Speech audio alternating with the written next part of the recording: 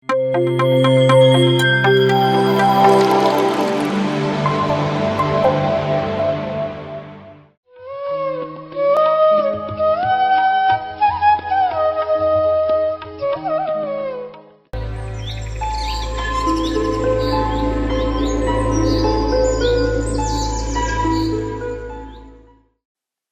ಧ್ಯಾನ ಬಂಧುಗಳಿಗೂ ಆತ್ಮ ಬಂಧುಗಳಿಗೂ ಹೃದಯಪೂರ್ವಕ ನಮಸ್ಕಾರಗಳು.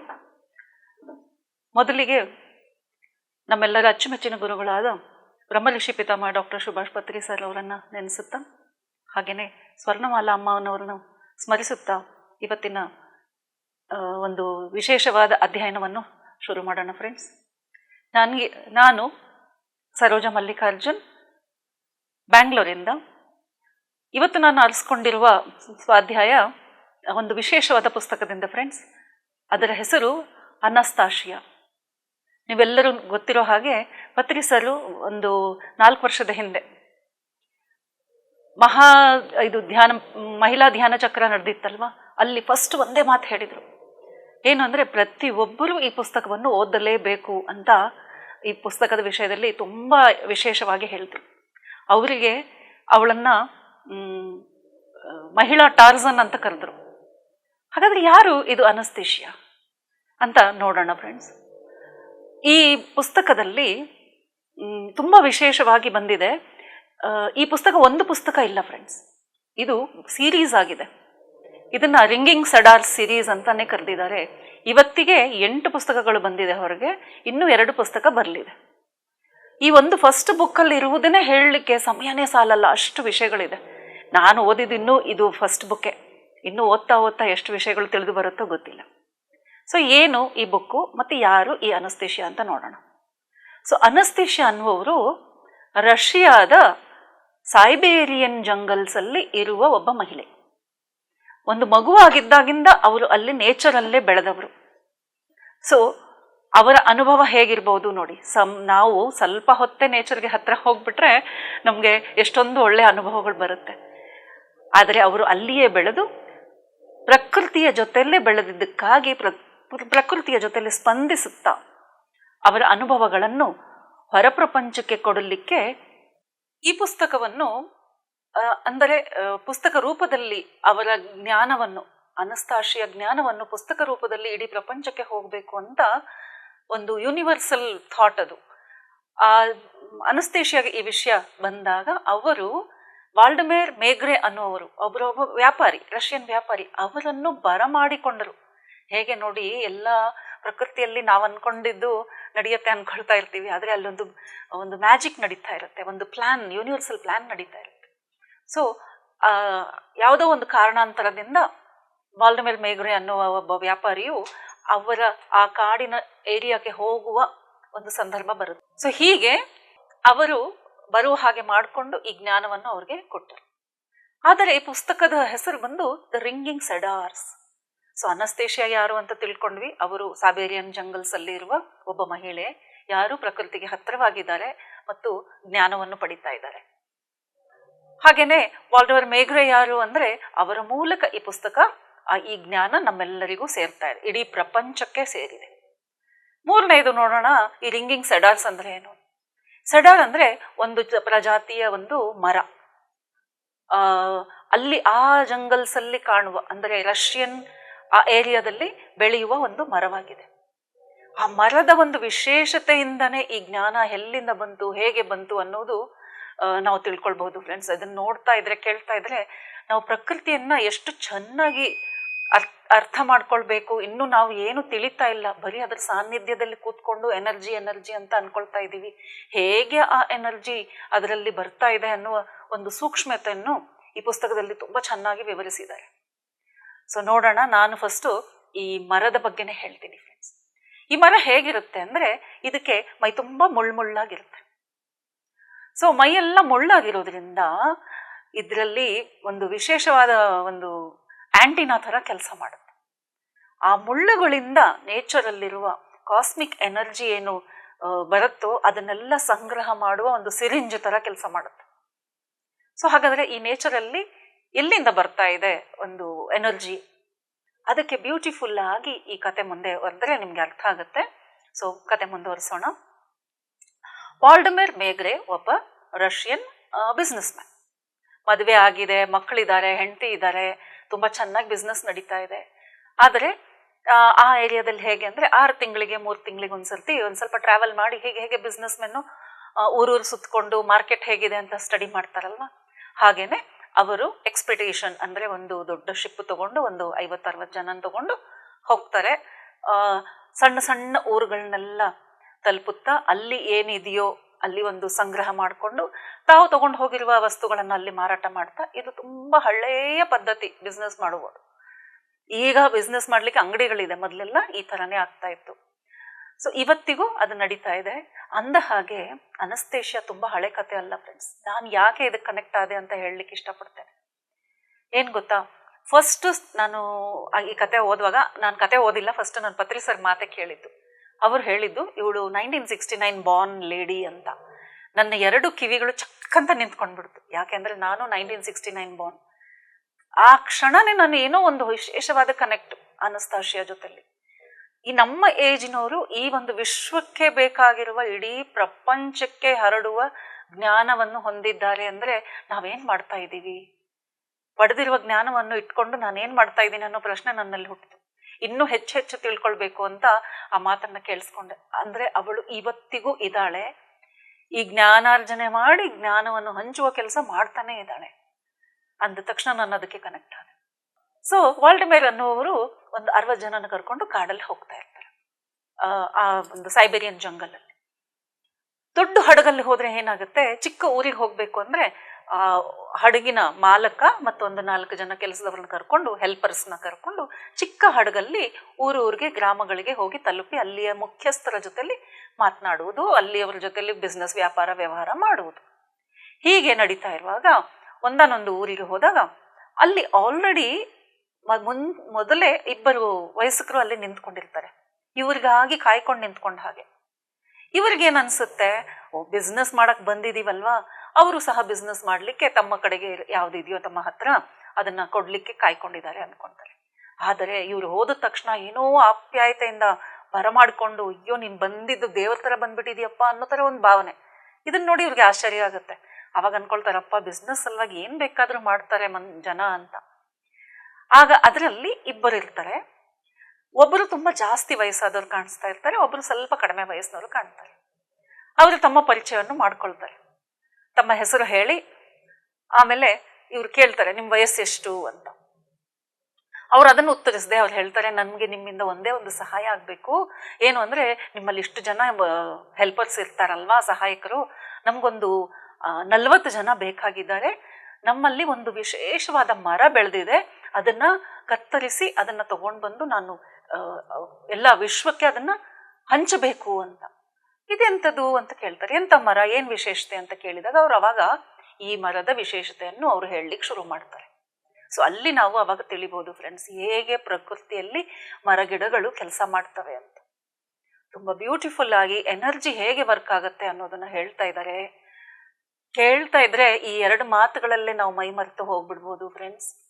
ಅವ್ರು ಹೇಳಿದ ಮಾತಲ್ಲೇ ಹೇಳ್ತೀನಿ, ಕೇಳ್ಕೊಳ್ಳಿ. ಅವ್ರು ಹೇಳ್ತಾರೆ, ಮನುಷ್ಯನಿಂದ ಒಳ್ಳೆ ಭಾವನೆ, ಲವ್ ಎನರ್ಜಿ ಯಾವಾಗ ಹೊರಗೆ ಬರುತ್ತೋ ಆಗ ಅದು ಹೊರಗಡೆ ಹೋಗಿ ಕಾಸ್ಮಾಸ್ ಅಲ್ಲಿ ಇರುವ ಸೆಲೆಸ್ಟಿಯಲ್ ಬಾಡೀಸ್, ಅಂದರೆ ಮಾಸ್ಟರ್ಸ್ ಯಾರು ಇರ್ತಾರೆ, ದೇವತೆಗಳು, ದೇವದೂತಗಳು, ಅವ್ರಿಗೆಲ್ಲ ಹೋಗಿ ಅದು ಬಾಡಿಗೆ ಟಚ್ ಆಗಿ ರಿಫ್ಲೆಕ್ಟ್ ಆಗುತ್ತೆ. ಮತ್ತೆ ನಮ್ಮಿಂದ ಹೋದ ಲವ್ ಎನರ್ಜಿ ಅವರಿಗೆ ಅಲ್ಲಿ ಟಚ್ ಆಗಿ ಸೆಲೆಸ್ಟಿಯಲ್ ಬಾಡೀಸ್ಗೆ ಅದು ರಿಫ್ಲೆಕ್ಟ್ ಆಗಿ ಮತ್ತೆ ಭೂಮಿಗೆ ಬಂದು ಪೂರ್ತಿ ಭೂಮಿಯನ್ನು ಲವ್ ಎನರ್ಜಿಯಿಂದ ತುಂಬಿಕೊಳ್ಳುತ್ತೆ.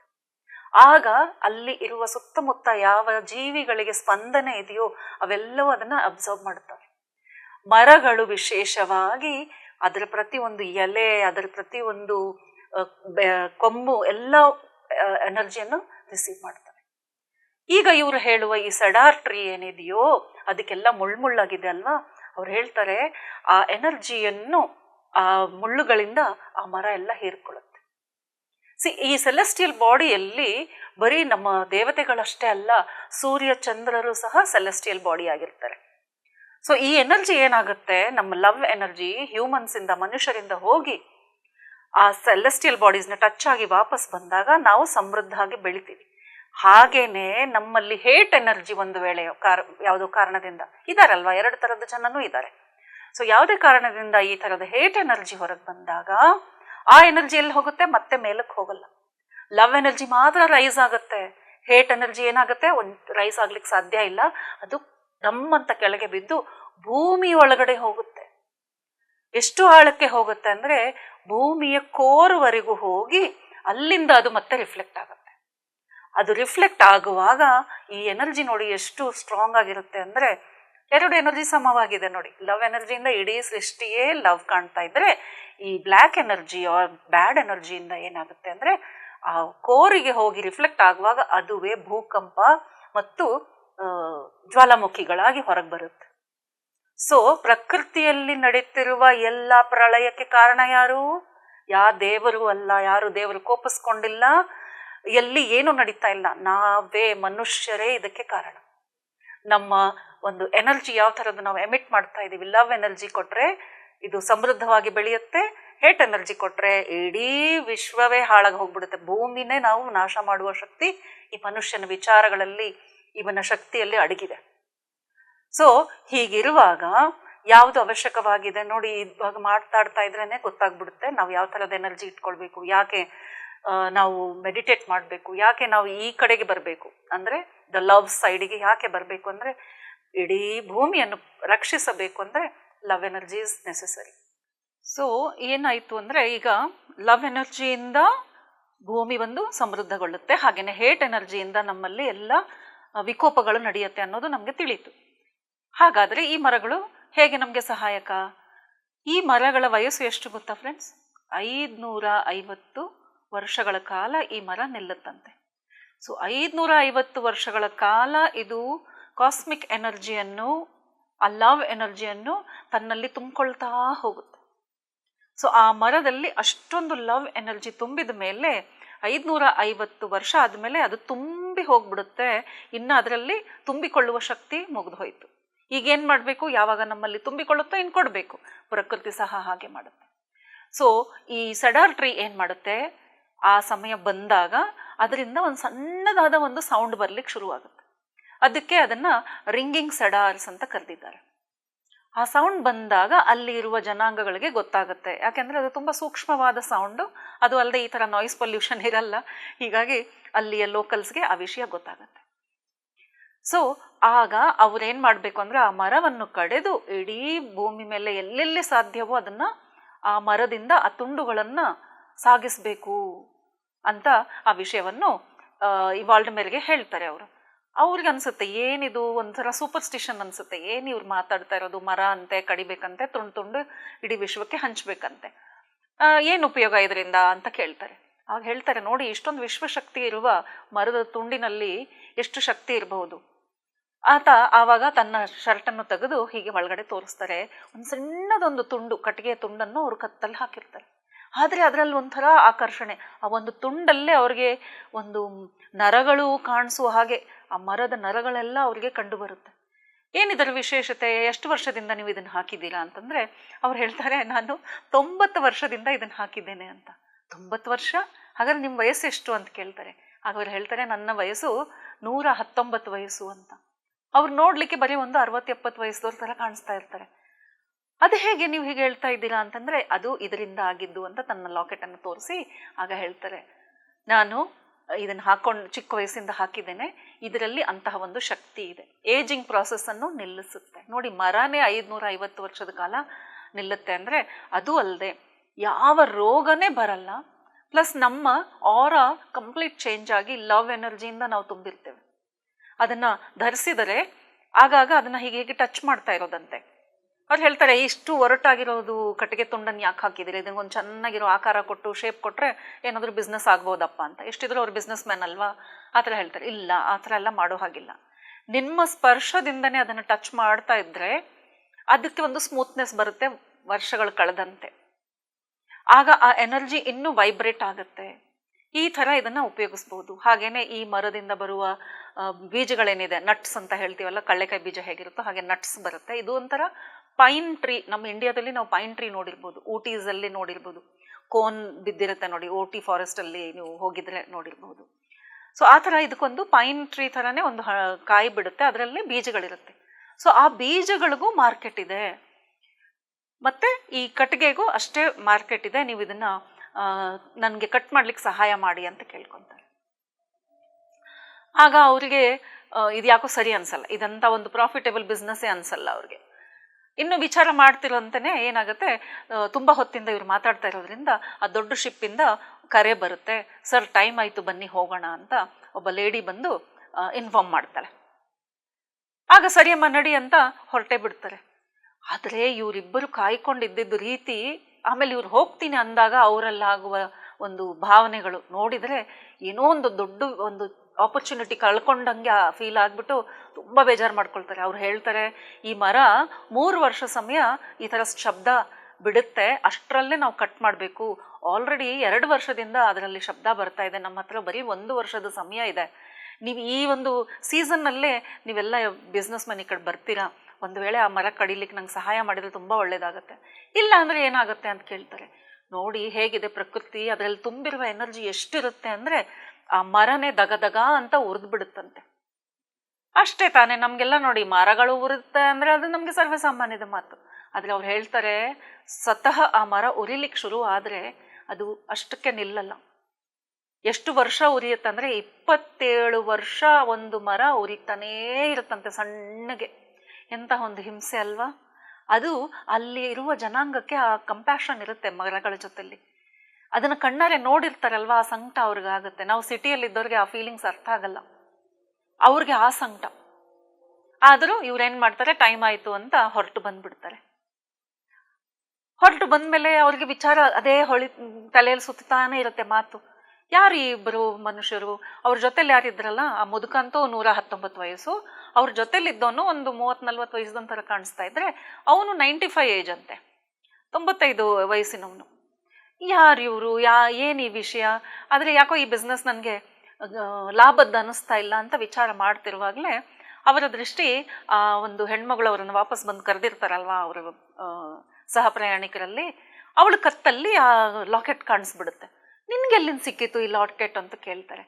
ಆಗ ಅವಳು ಹೇಳ್ತಾಳೆ, ನೀವು ಬಂದುಬಿಟ್ರಲ್ಲ, ಹಿಂದೆ ನಾನು ಬರ್ತಿರುವಾಗಲೇ ಅವ್ರು ನನ್ನ ಕೈ ಹಿಡಿದು ಎಳೆದು ನನಗೆ ಇದನ್ನು ಕೊಟ್ಟು, ತುಂಬ ಅವ್ರ ಕಣ್ಣಲ್ಲಿ ಒಂದು ಕಳಕಳಿಯ ಒಂದು ಇದಿತ್ತು, ಇದನ್ನು ಉಪಯೋಗಿಸಿ ನೋಡಮ್ಮ, ಇದರ ಪ್ರಭಾವ ತುಂಬ ಇದೆ, ಇದರಿಂದ ಆರೋಗ್ಯ ಸರಿ ಹೋಗುತ್ತೆ, ಸ್ಪೆಷಲಿ ಲೇಡೀಸ್ ಇದನ್ನು ಯೂಸ್ ಮಾಡಿದರೆ ಅವ್ರಿಗೆ ಬ್ಯೂಟಿ ಎದ್ದು ಕಾಣುತ್ತೆ, ಯಾಕೆಂದರೆ ವಯಸ್ಸಾಗುವುದಿಲ್ಲ, ಬೇಗ ವಯಸ್ಸಾಗಲ್ಲ, ಉಲ್ಟಾ ರಿವರ್ಸ್ ಪ್ರಾಸೆಸ್ ಆಗುತ್ತೆ, ಏಜಿಂಗ್ ಆಗದೆ ಯಂಗ್ ಏಜಿಂಗ್ ಆಗ್ತಾ ಹೋಗುತ್ತೆ, ಮತ್ತು ಯಾವುದೇ ಶಾರೀರಿಕ ರೋಗಗಳಿದ್ರೂ ಅದು ಸಹ ಸರಿ ಹೋಗುತ್ತೆ, ಮತ್ತು ವಿಚಾರಗಳಲ್ಲಿ ಬದಲಾವಣೆಗಳಾಗುತ್ತೆ ಅಂತ ಹೇಳಿ ನನಗೆ ಇದನ್ನು ಕೊಟ್ಟರು.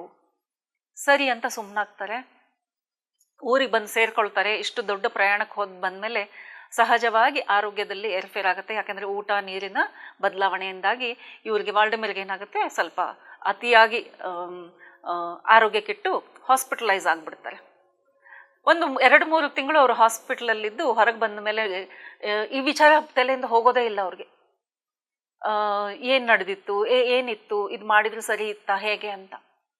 ಅಷ್ಟರಲ್ಲಿ ಒಂದು ಕಮಿಟಿ ಅವ್ರದ್ದು ಇರುತ್ತಲ್ವ, ಬಿಸ್ನೆಸ್ ಮೆನ್ದು ಒಂದು ಕಮಿಟಿ ಇರುತ್ತೆ, ಒಂದು ಮೀಟಿಂಗ್ ಅನೌನ್ಸ್ ಮಾಡ್ತಾರೆ. ಏನಂದರೆ ಎಲ್ಲ ಬಿಸ್ನೆಸ್ ಮೆನ್ ಬಂದು ವಿಶ್ವದಲ್ಲಿ ನಡಿಬೇಕಾದ ಬೇರೆ ಬೇರೆ ಥರದ ಬಿಸ್ನೆಸ್ಗಳು ಯಾವ್ಯಾವಿದೆ, ಎಲ್ಲಿ ಬಿಸ್ನೆಸ್ ಮಾಡಿದರೆ ಚೆನ್ನಾಗಿರುತ್ತೆ. ಯಾಕೆಂದರೆ ನೋಡಿ, ಪ್ರಪಂಚಾದ್ಯಂತ ಬಿಸ್ನೆಸ್ಗಳು ನಡೀತಾ ಇದೆ. ಇಲ್ಲಿಂದ ಈಸ್ಟಿಂದ ವೆಸ್ಟರ್ನ್ ಕಂಟ್ರೀಸ್ಗೆ ಏನು ಕಳಿಸ್ಬೋದು, ವೆಸ್ಟರ್ನ್ಲಿಂದ ಏನು ತೊಗೊಂಡು ಇಲ್ಲಿ ಸೇಲ್ ಮಾಡ್ಬೋದು ಅಂತ ಒಂದು ಮೀಟಿಂಗ್ಸ್ನಲ್ಲಿ ಈ ಡಿಸ್ಕಷನ್ಸ್ ನಡೆಯುತ್ತೆ. ಸೊ ಅಲ್ಲಿ ಏನಾಗುತ್ತೆ, ಒಬ್ಬ ಮನುಷ್ಯ ಈ ವೆಸ್ಟರ್ನ್ ಕಂಟ್ರಿಯಿಂದ ಬಂದಿದ್ದಾನೆ, ಅವನು ತುಂಬ ದೊಡ್ಡ ಬಿಸ್ನೆಸ್ ಮ್ಯಾನು, ಒಳ್ಳೆ ಬಿಸ್ನೆಸ್ ಆಗುತ್ತೆ ಅಂತ ಅನೌನ್ಸ್ ಮಾಡಿ ಇಲ್ಲಿ ಮೀಟಿಂಗ್ ಕರೀತಾರೆ. ಇವರು ಸ್ವತಃ ಒಂದು ದೊಡ್ಡ ಬಿಸ್ನೆಸ್ ಮ್ಯಾನ್ ಆಗಿರ್ತಾರೆ. ಅವನನ್ನು ನೋಡಿದರೆ ಒಂದು ವಿಚಿತ್ರವಾಗಿ ಕಾಣಿಸ್ತಾರೆ ಇವರಿಗೆ. ವೆಸ್ಟರ್ನ್ ಬಿಸ್ನೆಸ್ ಮ್ಯಾನ್ ಅಂದರೆ ಕೈ ತುಂಬ ಉಂಗುರಗಳು ಹಾಕ್ಕೊಂಡು, ಕತ್ತಲ್ಲಿ ಏನೇನೋ ಹಾಕ್ಕೊಂಡಿರ್ತಾನೆ ಅವನು. ಅವನಿಗೆ ಏನು ಬೇಕಾಗಿದೆ ಅಂದರೆ, ಅವನು ಕೇಳ್ತಾನೆ, ಅವನು ಟರ್ಕಿ ದೇಶದವನಾಗಿರ್ತಾನೆ. ಅವನು ಹೇಳ್ತಾನೆ, ನೀವು ಮಾಸ್ಕೋ ಅಂದರೆ ರಷ್ಯಾದ ಕ್ಯಾಪಿಟಲ್ ಆಗಿರುತ್ತೆ ಆ ಸಮಯದಲ್ಲಿ, ಅಲ್ಲಿ ಬೆಳೆಯುವ ಸೆಡಾರ್ ಟ್ರೀ ಬೀಜಗಳೇನಿದೆಯೋ ಅದನ್ನು ತಗೊಂಡು ಬಂದು ನನಗೆ ಮಾರಿ, ನಾನು ಅದರಿಂದ ಎಣ್ಣೆ ತೆಗಿತೀನಿ, ಆ ಎಣ್ಣೆಯನ್ನು ಮತ್ತೆ ನೀವು ತೊಗೊಂಡು ಹೋಗಿ ನಿಮ್ಮ ಇಡೀ ವಿಶ್ವದಲ್ಲೇ ಎಲ್ಲಿ ಬೇಕಾದರೂ ನೀವು ಸೇಲ್ ಮಾಡ್ಕೊಳ್ಳಿ, ಈ ಎಣ್ಣೆಗೆ ತುಂಬ ತುಂಬ ವ್ಯಾಲ್ಯೂ ಇದೆ ಅಂತ. ಅವನಿಗೆ ಆ ಸೆಡಾರ್ ಟ್ರೀ ಅಂದ ತಕ್ಷಣ ಮತ್ತೆ ಆ ವಿಷಯ ಎಲ್ಲ ತಲೆಗೆ ಓಡುತ್ತೆ. ಸೆಡಾರ್ ಬೀಜಗಳು ಬೇಕು ಅಂತ ಕೇಳಿದಾಗ ಏನು ಆ ಎಣ್ಣೆಗೆ ಅಷ್ಟೊಂದು ವಿಶೇಷತೆ ಅಂತ ಕೇಳಿದರೆ, ಅಯ್ಯೋ ಅದು ಒಂಥರ ಅಮೃತ ಇದ್ದ ಹಾಗೆ, ಅದನ್ನು ಬಳಸಿಬಿಟ್ರೆ ಎಲ್ಲ ಥರದ ಪ್ರಾಪರ್ಟೀಸ್, ಆರೋಗ್ಯಕ್ಕೆ ಸಂಬಂಧಪಟ್ಟಿದ್ದಾಗಲಿ ಮತ್ತು ಶಾರೀರಿಕ ಹೊರ ನೋಟಕ್ಕೆ ಸೌಂದರ್ಯ ಆಗಲಿ, ಮತ್ತು ಒಂದು ವಿಚಾರಗಳಲ್ಲಿ ಅಂದರೆ ಫಿಸಿಕಲ್, ಮೆಂಟಲ್, ಸ್ಪಿರಿಚುವಲ್ ಎಲ್ಲ ರೀತಿಯಲ್ಲಿ ಚೇಂಜಸ್ ಬರುತ್ತೆ ಅಂದ ತಕ್ಷಣ ಅವ್ರಿಗೆ ಒಂದು ಬೇರೆ ವಿಚಾರ ಬರುತ್ತೆ. ಸರಿ ನೋಡೋಣ, ಇದಕ್ಕಿಷ್ಟು ಬೆಲೆ ಇದೆಯಾ, ಸ್ಟಡಿ ಮಾಡೋಣ ಅಂತ ಆ ಮೀಟಿಂಗ್ ಆದಮೇಲೆ ನೋಡ್ತಾರೆ ಎಷ್ಟು ಇದ್ರದ್ದು ಬೆಲೆ, ಈ ಎಣ್ಣೆ ತೆಗೆದ್ರೆ ಮಾರ್ಕೆಟಲ್ಲಿ ಏನು ವ್ಯಾಲ್ಯೂ ಇದೆ ಅಂತ. ಆಗ ನೋಡಿದಾಗ ಈ ಎಣ್ಣೆ ಫ್ರೆಂಡ್ಸ್, ಇದು ಕಟ್ಟುಕತೆಗಳಲ್ಲ, ಇದು ನಿಜವಾದ ಕತೆ, ಇದು ರಿಯಲ್ ಆಗಿ ಇವತ್ತಿಗೂ ನೀವು ಗೂಗಲ್ ಸರ್ಚ್ ಮಾಡಿದರೆ ಎಲ್ಲ ಕಡೆಗೆ ಈ ವಿಷಯ. ನಾನು ಇದು ಬುಕ್ ಓದಿದ್ಮೇಲೆ ಗೂಗಲ್ ಸರ್ಚ್ ಮಾಡಿದೆ, ಇದು ಫಿಕ್ಷನ್ನಾ ನಾನ್ ಫಿಕ್ಷನ್ನಾ ಅಂತ. ಫಸ್ಟಿಗೆ ಕತೆ ಕೇಳಿಬಿಟ್ರೆ ಫಿಕ್ಷನಲ್ಲೇ ಅನಿಸ್ಬಿಡುತ್ತೆ, ಏನಿದು ಸತ್ಯನಾ ಅಂತ. ನೀವು ಇನ್ನು ಮುಂದೆ ಕತೆ ಕೇಳಿಬಿಟ್ರೆ ತುಂಬಾ ಆಶ್ಚರ್ಯ, ಇದನ್ನ ಏನಂತಾರೆ, ಈ ಬುಕ್ ಬಿಡಲೇಬಾರ್ದು ಅಂತ ಅನಿಸ್ಬಿಡುತ್ತೆ. ಅಷ್ಟು ತುಂಬಾ ನಮಗೆ ಗೊತ್ತಿಲ್ಲದಿರೋ ವಿಷಯಗಳೆಲ್ಲ ಇಲ್ಲಿ ತಿಳಿಯುತ್ತೆ ಫ್ರೆಂಡ್ಸ್. ಸೊ ಈ ಎಣ್ಣೆಯ ಬೆಲೆ ಎಷ್ಟು ಗೊತ್ತಾ? 50,000 ರೂಪಾಯಿ 1 kg ಅಂತ ಒಂದು ವಿಶೇಷವಾದ ಎಣ್ಣೆ ಆಗಿದೆ. ಅದನ್ನು ತಿಳ್ಕೊಂಡು ಅವ್ರು ಅಂದ್ಕೊಳ್ತಾರೆ, ನಾನು ಈ ಬೀಜಗಳನ್ನು ತೊಗೊಂಡೋಗಿ ಅವನಿಗೆ ಕೊಟ್ಟು ಅವನು ಎಣ್ಣೆ ಮಾಡಿ ನಮಗೆ ಮತ್ತೆ ಎಷ್ಟು ಬೆಲೆಗೆ ಮಾರುವ ಬದಲು ನಾನು ಬೇರೆ ಒಂದು ದಾರಿಯನ್ನು ಹುಡುಕಬೇಕು, ನಾನೇ ಯಾಕೆ ಈ ಎಣ್ಣೆಯನ್ನು ತೆಗೆಯುವ ಕೆಲಸವನ್ನು ಮಾಡಬಾರದು ಅಂತ. ಆಗ ಅವರಲ್ಲಿ ಟ್ರೈನಿಂಗಿಗೆ ಕೇಳ್ತಾರೆ, ನಮಗೂ ಎಣ್ಣೆ ತೆಗೆಯೋದು ಹೇಳ್ಕೊಡಿ ಅಂತ. ಆಗ ಅವ್ರು ಹೇಳ್ತಾರೆ, ಆ ಎಣ್ಣೆ ತೆಗೆಯೋ ಪ್ರಕ್ರಿಯೆ ನಾನು ನೀವು ಮಾಡೋಕ್ಕಾಗೋದೇ ಇಲ್ಲ, ಅದಕ್ಕೆ ಅಂತ ಒಂದು ಜನಾಂಗದವರು ಇದ್ದಾರೆ, ವರ್ಷಾನುಗಟ್ಲೆಯಿಂದ ಅವರು ಪೂರ್ವಜರಿಂದ ಕಲ್ತಿರುವ ಕಲೆ ಇದು. ಆ ಎಣ್ಣೆ ತೆಗೆಯೋದು ಆವಾಗಲೇ ಸಾಧ್ಯ, ಮತ್ತು ಅದಕ್ಕೊಂದು ವಿಧಾನ ಇರುತ್ತೆ ನೋಡಿ. ಎಣ್ಣೆ ತೆಗೆಯೋದಂದರೆ ನಾವು ಇವಾಗೆಲ್ಲ ಮಾಡ್ತೀವಲ್ಲ, ಮಿಕ್ಸಿ ಮಾಡಿದ್ರು ಮನೆಯಲ್ಲಿ ಕೊಬ್ಬರಿ ಎಣ್ಣೆ ತೆಗಿಬೋದು ಅಂತ ಎಷ್ಟೋ ಈಗ ಯೂಟ್ಯೂಬಲ್ಲಿ ನೋಡ್ತಾ ಇರ್ತೀವಿ, ಅಷ್ಟು ಸುಲಭನಾ ಅಂತ. ಸೊ ಕೋಲ್ಡ್ ಕಂಪ್ರೆಸ್ಡ್ ಆಯಿಲನ್ನೇ ಅಷ್ಟೆಲ್ಲ ಸುಲಭ ಅನಿಸ್ಬಿಟ್ಟಿದೆ ನಮಗೆ. ಆದರೆ ನಿಜವಾಗಲೂ ಒಂದು ಹಣ್ಣಿನ ರಸವನ್ನು ನೋಡಿ, ಗಟ್ಟಿಯಾಗಿ ಹಿಂಡಿದರೆ ಅದು ನಿಜವಾದ ಹಣ್ಣಿನ ರಸ ಅಲ್ಲ. ನಿಧಾನಕ್ಕೆ ಅದನ್ನು ತೆಗೆದ್ರೆ ಅದರದ್ದೇ ಆದ ಗುಣಗಳು, ಕಂಪ್ಲೀಟ್ ನ್ಯೂಟ್ರಿಯೆಂಟ್ ಸಮೇತ ಅದರಲ್ಲಿ ಹೊರಗೆ ಬರುತ್ತೆ. ಅದು ನಾವು ಅಡುಗೆ ಮಾಡೋದ್ರಲ್ಲೂ ಹಾಗೆ ಇದೆ. ಅನ್ನವನ್ನು ಬೇಯಿಸುವಾಗ ಈಗ ಕುಕ್ಕರ್ಗಳು ಬಂದಿದೆ, ಕುಕ್ಕರಲ್ಲಿ ಅನ್ನ ಬೇಯಿಸಿದರೆ ಅದು ನಿಜವಾದ ಆಹಾರ ಅಲ್ಲವೇ ಅಲ್ಲ. ಯಾಕಂದರೆ ಬರೀ ಅದು ಕಾಳು ಬೆಂದು ನಮಗೆ ಆಹಾರ ತಿನ್ನಲಿಕ್ಕೆ ಸಾಫ್ಟಾಗಿ ಸಿಕ್ಕುತ್ತೆ. ಅದ್ರ ವಿನಃ ಆ ಅಕ್ಕಿಯಲ್ಲಿ ಅಡಗಿರುವ ನ್ಯೂಟ್ರಿಯೆಂಟ್ ಯಾವಾಗ ನಿಧಾನವಾಗಿ ಒಲೆ ಮೇಲಿಟ್ಟು, ಮೊದಲಿನ ಕಾಲದಲ್ಲಿ ಹೇಗೆ ಬೇಯಿಸ್ತಾ ಇದ್ರು ಓಪನ್ನಲ್ಲಿ, ನಿಧಾನವಾಗಿ ಬೇಯ್ತಾ ಬಂದರೆ ಆವಾಗ ಅದು ನಿಧಾನವಾಗಿ ಪಕ್ಕಳೆಗಳು ಒಂದು ಮೊಗ್ಗು ಅರಳಿದ ಹಾಗೆ ಅದು ಅರಳಿ ಬಂದಾಗ ಒಳಗಿರುವ ನ್ಯೂಟ್ರಿಯೆಂಟ್ಸ್ ಫುಲ್ಲಿ ಮೆಚ್ಯೂರ್ ಆಗಿ ಒಬ್ಬ ಮನುಷ್ಯನಾಗಲಿ, ಒಬ್ಬ ಪ್ರಾಣಿ ಆಗಲಿ, ಒಂದು ಜೀವಿ ಆಗಲಿ ಅದನ್ನು ಸೇವಿಸುವ, ಆವಾಗ ಅದಕ್ಕೆ ಒಂದು ಬೆಲೆ ಇದೆ. ಹೊಟ್ಟೆ ತುಂಬಿಸ್ಲಿಕ್ಕೆ ಅನ್ನ ತಿಂತಾ ಇದ್ದೀವಿ ನಾವು, ಅದರಲ್ಲಿರುವ ನ್ಯೂಟ್ರಿಯೆಂಟ್ಸ್ ತಗೊಳ್ಲಿಕ್ಕಲ್ಲ. ನ್ಯೂಟ್ರಿಯೆಂಟ್ಸ್ ವಿಷಯ ನಾವು ಬರೀ ಜಿಮ್ ಮಾಡುವಾಗ, ಡಯಟ್ ಮಾಡುವಾಗ ಮಾತಾಡ್ತೀವಿ ಅಷ್ಟೇ ವಿನಃ ನಿಜವಾಗ್ಲೂ ನಮ್ಮ ಆಹಾರದಲ್ಲಿ ಯಾವುದೇ ರೀತಿಯ ನ್ಯೂಟ್ರಿಯೆಂಟ್ಸ್ ಇಲ್ಲವೇ ಇಲ್ಲ ಅಂತಲೂ ಹೇಳ್ಬೋದು ಫ್ರೆಂಡ್ಸ್. ಈಗೇನು ಅಂತಂದರೆ ಆ ಎಣ್ಣೆ ತೆಗೆಯೋ ವಿಷಯವನ್ನು ಅವರು ವಿಚಾರ ಮಾಡ್ತಾರೆ. ಈಗೇನಾಗುತ್ತೆ, ಈ ವಿಚಾರಗಳು ನಡೀತಾ ಇರುವಾಗಲೇ ಆ ಲೇಡಿ, ಅವ್ರ ಜೊತೆಲಿದ್ದ ಲೇಡಿಗೆ ಲಾಕೆಟ್ ಸಿಕ್ಕಿರುತ್ತಲ್ಲ, ಅವಳು ಆಫೀಸಿಗೆ ಬಂದಾಗ ಅವಳನ್ನ ಒಂದು ಸರ್ತಿ ನೋಡ್ತಾರೆ, ಅವಳಲ್ಲಿ ಏನೋ ಒಂದು ಬದಲಾವಣೆ. ಆಗ ಅವ್ರನ್ನ ನೋಡಿ ಕೇಳ್ತಾರೆ, ಯಾಕೆ, ಏನು ಮಾಡ್ತಾ ಇದೆಯಾ, ಎಷ್ಟು ಬ್ಯೂಟಿಫುಲ್ಲಾಗಿ ಕಾಣಿಸ್ತಾ ಇದೆಯಾ, ಏನೋ ನಿನ್ಗೆ ಒಂಥರ ಒಂದು ಲವಲವಿಕೆ ಇದೆ, ಮತ್ತು ನಿನ್ನ ಮುಖದಲ್ಲಿ ಒಂದು ತೇಜಸ್ಸಿದೆ. ಈಗಾಗಲೇ ನೋಡಿ 4 ತಿಂಗಳು ಕಳೆದಿದೆ ಆ ಲಾಕೆಟ್ ಸಿಕ್ಕಿದ ಮೇಲೆ ಅಲ್ವಾ. ಸೊ ಈ 4 ತಿಂಗಳಲ್ಲಿ ಕಣ್ಣಿಗೆ ಕಾಣುವಂತಹ ಚೇಂಜಸ್ ಅವಳಲ್ಲಿ ಬಂದಿದೆ. ಆಗ ಅವಳ ಮನೆಗೆ ಹೋಗ್ತಾರೆ, ಫ್ರೆಂಡ್ಲಿ ವಿಸಿಟ್ ಕೊಟ್ಟು ಅವ್ರ ಪರಿವಾರದ ಜೊತೆಲೆಲ್ಲ ಮಾತಾಡಿದಾಗ ಅವರು ಗಂಡ ಎಲ್ಲ ಹೇಳ್ತಾರೆ, ಈಗ ನಮ್ಮ ಮನೆಯಲ್ಲಿ ಜಗಳ ಅನ್ನೋದೇ ಆಗಲ್ಲ, ಮನೆಯಲ್ಲಿ ಒಂಥರ ಆನಂದದ ವಾತಾವರಣ ಇದೆ. ಅದಲ್ಲದೆ ಇವಳು ದಿನೇ ದಿನೇ ಯುವತಿ ಥರ ಒಂಥರ ಉತ್ಸಾಹ ಅವಳಲ್ಲಿ ಬರ್ತಾ ಇದೆ. ನನ್ನ ಜೊತೆಯಲ್ಲೂ ಸಹ ಅವಳು ತುಂಬ ಲವಿಂಗ್ ಆಗಿದ್ದಾಳೆ. ಸೊ ನಮ್ಮಿಬ್ಬರ ಬಾಂಡಿಂಗ್ಸ್ ಇನ್ನೂ ಚೆನ್ನಾಗಾಗಿದೆ. ಅಂದರೆ ಇದನ್ನು ಹಾಕ್ಕೊಂಡ್ರೆ ಇವನ್ ಸೆಕ್ಷುವಲ್ ಕೆಪಾಸಿಟಿ ಆ್ಯಂಡ್ ಸೆಕ್ಷುವಲ್ ಒಂದು ನಾಲೆಜ್ ಇದೆ ಅಲ್ವಾ, ಅದು ಬೆಳೆಯುತ್ತೆ. ಸೊ ಆ ಒಂದು ಫೀಲ್ಡಲ್ಲೂ ಅವರಿಗೆ ತೃಪ್ತಿಯಾಗಿದೆ ಅಂತ ಅವರ ಗಂಡ ಹೇಳ್ತಾರೆ. ಅವಳು ಮಾಡುವ ಒಂದೊಂದು ಕೆಲಸದಿಂದ ನಮಗೆ ಆನಂದ ಸಿಗ್ತಾ ಇದೆ. ಅವಳು ಮುಟ್ಟಿದ್ರೆ ಆನಂದ, ಅವಳು ನಮಗೆ ಅಡುಗೆ ಮಾಡಿ ಬಡಿಸಿದ್ರೆ ಆನಂದ. ಸೊ ನಮ್ಮ ಇಡೀ ಒಂದು ಫ್ಯಾಮ್ಲಿನೇ ತುಂಬ ಖುಷಿಯಾಗಿದ್ದೀವಿ, ಈ 3 ತಿಂಗಳಲ್ಲಿ ಏನೋ ಒಂದು ಹೊಸ ಬದಲಾವಣೆ ಬಂದಿದೆ ಅಂತ ಹೇಳಿದಾಗ ಇವರಿಗೆ ಆವಾಗ ಒಂದು ಅರಿವಿಗೆ ಬರುತ್ತೆ. ಏನೋ ಒಂದು ವಿಶೇಷ ಈ ಸೆಡಾರ್ ಒಂದು ತುಂಡಲ್ಲೇ ಇಷ್ಟಿದೆ ಅಂದರೆ ಇದು ಏನು ಅಂತ ತಿಳ್ಕೊಂಡು ಇನ್ನು ನಾನು ಇದ್ರ ಬಗ್ಗೆ ನೋಡ್ಕೊಳ್ಬೇಕು ಅಂತ ಮತ್ತೆ ಇನ್ನೊಂದು ಈಗ ಅದೊಂದು ಸೀಸನ್ ಬಂದಾಗಲೇ ಅವ್ರು ಟ್ರಾವೆಲ್ ಮಾಡೋದು. ನಾನು ಖಂಡಿತವಾಗ್ಲೂ ಮತ್ತೆ ಹೋಗಿ ಇದ್ರದ್ದು ವ್ಯಾಪಾರ ಬಗ್ಗೆ ನಾನು ವಿಚಾರ ಮಾಡಬೇಕು ಅಂತ ಇನ್ನು ಆ ಸಮಯದಲ್ಲಿ ಇವ್ರು ಏನು ಮಾಡ್ತಾರೆ, ಕಂಪ್ಲೀಟ್ ಸ್ಟಡಿ ಮಾಡ್ಲಿಕ್ಕೆ ಶುರು ಮಾಡ್ತಾರೆ. ಮಾರ್ಕೆಟ್ ಹೇಗಿದೆ, ಎಲ್ಲಿ ನಾನು ಸೇಲ್ ಮಾಡ್ಬೋದು ಅಂತ. ನಾನು ಸಹ ಇದು ಓದಿದ ತಕ್ಷಣ ಫಸ್ಟ್ ಗೂಗಲ್ ಸರ್ಚ್ ಮಾಡಿದೆ ಫ್ರೆಂಡ್ಸ್, ಎಲ್ಲಿ ಸಿಗಬಹುದು, ಯಾಕೆ ಇಂಥದ್ದು ಒಂದು ವಸ್ತು ನಮ್ಮಲ್ಲಿ ಅವೈಲೇಬಲ್ ಇದೆ, ನೇಚರ್ ಕೊಡ್ತಾ ಇದೆ ಅಂದರೆ ನಾವು ಹೇಗೆ ಪಿರಮಿಡ್ಸು, ಕ್ರಿಸ್ಟಲ್ಸು, ಮಣಿಗಳು, ಸೆಮಿ ಪ್ರೆಷಿಯಸ್ಸು, ಪ್ರೆಷಿಯಸ್ ಸ್ಟೋನ್ಸು ಎಲ್ಲವನ್ನು ಬಳಸ್ತೇವೆ ನಮ್ಮ ಒಂದು ಉದ್ಧಾರಕ್ಕಾಗಿ ಅಲ್ವಾ, ಈವನ್ ನಮ್ಮ ಅಸೆಷನ್ಗಾಗಿ, ನಮ್ಮ ಒಂದು ಧ್ಯಾನದಲ್ಲಿ ಅದನ್ನು ಬಳಸ್ಕೊಂಡು ನಾವು ನಮ್ಮ ಶಕ್ತಿಯನ್ನು, ಯಾಕೆಂದರೆ ಅದು ಕಾಸ್ಮಿಕ್ ಎನರ್ಜಿಯನ್ನು ನಮ್ಮಲ್ಲಿ ಶೇಖರಣೆ ಮಾಡುವ ಶಕ್ತಿಯನ್ನು ಬೆಳೆಸುತ್ತೆ. ಹೇಗೆ ಆ ಸೆಡಾರ್ ಟ್ರೀನಲ್ಲಿ ಆ ಶೇಖರಣೆ ಮಾಡುವ ಶಕ್ತಿ ಇರುತ್ತೋ 550 ವರ್ಷದ ಕಾಲ ಅದು ಶೇಖರಿಸುವ ಅಷ್ಟು ಕೆಪಾಸಿಟಿ ಅದರಲ್ಲಿದೆ ಅಂದರೆ ಅದನ್ನು ನಮ್ಮ ಹತ್ರ ಇಟ್ಕೊಂಡ್ರೆ ನಮ್ಮಲ್ಲೂ ಆ ಥರದೇ ಒಂದು ಕೆಪಾಸಿಟಿ ಬರುತ್ತೆ. ಸೊ ಇದನ್ನು ತಿಳ್ಕೊಂಡು ನಾನು ಅದನ್ನು ತಿಳ್ಕೊಂಡು ಏನು ಮಾಡಿದೆ ಅಂದರೆ ಗೂಗಲ್ ಸರ್ಚ್ ಮಾಡಿದೆ. ನಿಜ ಫ್ರೆಂಡ್, ಮಾರ್ಕೆಟಲ್ಲಿ ಅವೈಲೇಬಲ್ ಇದೆ, ಗೂಗಲ್ ಸರ್ಚ್ ಮಾಡಿ ನೋಡಿ, ನಿಮಗೆ ಬೇಕಾಗಿದ್ದರೆ, ನೀವು ಅಫೋರ್ಡ್ ಮಾಡೋ ಹಾಗಿದ್ರೆ ನಿಮಗೆ ಗೂಗಲಲ್ಲಿ ಮಾರ್ಕೆಟಲ್ಲಿ ನಿಮಗೆ ಸಿಗುತ್ತೆ. ಇಂಡಿಯನ್ ಮಾರ್ಕೆಟಲ್ಲಿ ಇನ್ನೂ ಅವೈಲೇಬಲ್ ಆಗಿಲ್ಲ ಅನಿಸುತ್ತೆ. ಸೊ ಹೊರಗಡೆ ಮಾರ್ಕೆಟಲ್ಲಿ ಅಮೆಝಾನು, ಫ್ಲಿಪ್ಕಾರ್ಟಲ್ಲೆಲ್ಲ ಇದೆ, ನೀವು ಅದನ್ನು ಸರ್ಚ್ ಮಾಡಬಹುದು. ಏನಂದರೆ ಸೆಡಾರ್ ಟ್ರೀ ಪೆಂಡೆಂಟ್ ಅಂತ ಹಾಕಿ. ಸೊ ಈಗ ಇದು ನೋಡಿದ್ವಿ ನಾವು, ಈ ಒಂದು ಲಾಕೆಟ್ ಹಾಕ್ಕೊಂಡ್ರೆ ಇಲ್ಲ ಇದನ್ನು ಬಳಸಿದರೆ ಯಾವೆಲ್ಲ ಬದಲಾವಣೆ ಆಗುತ್ತೆ. ಹಾಗಾದರೆ ಲಾಂಗ್ ರನ್ನಲ್ಲಿ ಏನು ಚೇಂಜಸ್ ಬರುತ್ತೆ ಅಂದರೆ ಕಂಪ್ಲೀಟ್ಲಿ ನಿರೋಗಿ ಆಗ್ತೀವಿ, ಇರೋ ರೋಗನೂ ಹೋಗುತ್ತೆ, ಯಾವ ರೀತಿಯ ಟ್ರೀಟ್ಮೆಂಟ್ ಬೇಕಾಗಿಲ್ಲ. ಹಾಗೆಯೇ ನಾವು ಒಂದು ಸೆಲೆಸ್ಟಿಯಲ್ ಬೀಯಿಂಗ್ ಥರ, ಅಂದರೆ ಕಾಸ್ಮಿಕ್ ಬೀಯಿಂಗ್ ಥರ ನಮ್ಮ ಇಡೀ ಶರೀರ ರೆಡಿ ಆಗುತ್ತೆ. ಹೇಗೆ ಮಹಾವತಾರ್ ಬಾಬಾಜಿ ಎಲ್ಲ ಇದ್ದಾರಲ್ವಾ, ಆ ಥರದ ಒಂದು ಬೀಯಿಂಗ್ ನಾವು ಆಗಲಿಕ್ಕೆ ಎಷ್ಟು ಸುಲಭವಾದ ದಾರಿಗಳಿವೆ. ಅದು ಈ ಥರ ಒಂದು ಲಾಕೆಟ್ ಹಾಕ್ಕೊಂಡ್ರು, ಇಲ್ಲ ಈ ಥರದ ಒಂದು ಮರದ ಒಂದು ತುಂಡನ್ನು ಮನೆಯಲ್ಲಿ ಇಟ್ಕೊಂಡ್ರು, ಅದರಿಂದ ಬರುವ ಎನರ್ಜಿಯಿಂದ ನಮ್ಮ ಥಾಟ್ಸ್ ಚೇಂಜ್ ಆಗುತ್ತೆ. ಧ್ಯಾನದಲ್ಲಿ ಇನ್ನೂ ನಾವು ಹೆಚ್ಚಿನ ಒಂದು ಸಾಧನೆಗೆ ಹೋಗ್ಬೋದು. ಸೆಲೆಸ್ಟಿಯಲ್ ಬಾಡಿ ಆಗಿದ್ದೀವಿ ಅನ್ನುವ ಒಂದು ಲಕ್ಷಣ ಏನು ಅಂತ ಎಷ್ಟು ಚೆನ್ನಾಗಿ ಇದರಲ್ಲಿ ಹೇಳಿದ್ದಾರೆ. ನಮ್ಮ ಶರೀರದಿಂದನೇ ಒಳ್ಳೆಯ ಸುಗಂಧ ಬರಲಿಕ್ಕೆ ಶುರುವಾಗುತ್ತೆ.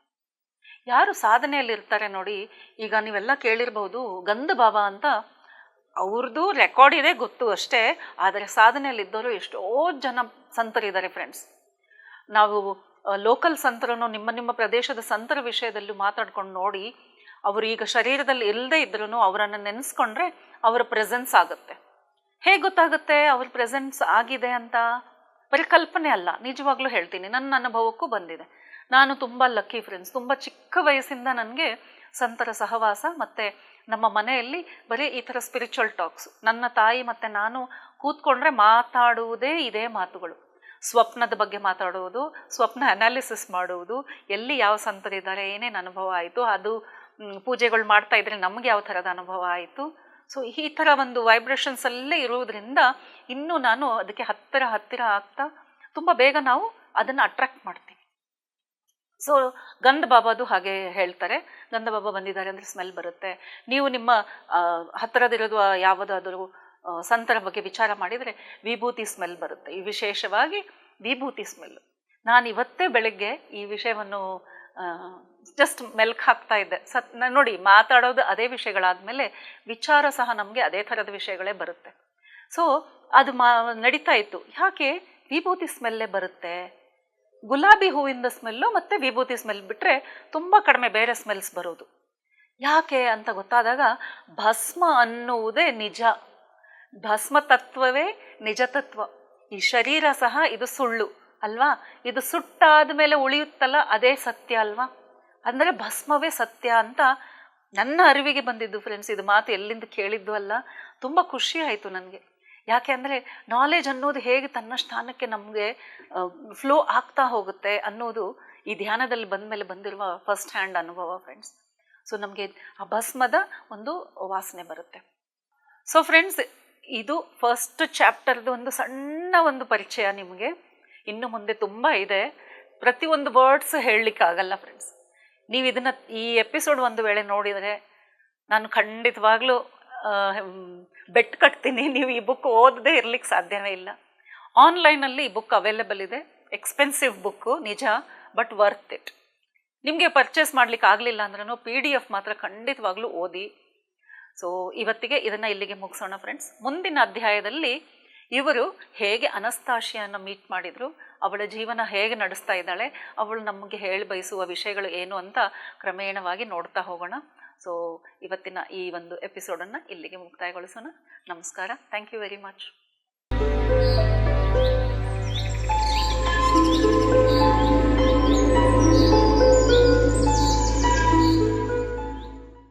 PMC ಕನ್ನಡ ಚಾನೆಲ್ ಅನ್ನು ಲೈಕ್ ಮಾಡಿ, ಶೇರ್ ಮಾಡಿ, ಸಬ್ಸ್ಕ್ರೈಬ್ ಮಾಡಿ ಮತ್ತು ಮಾಡಿಸಿ. ಎಲ್ಲರಿಗೂ ಧನ್ಯವಾದಗಳು.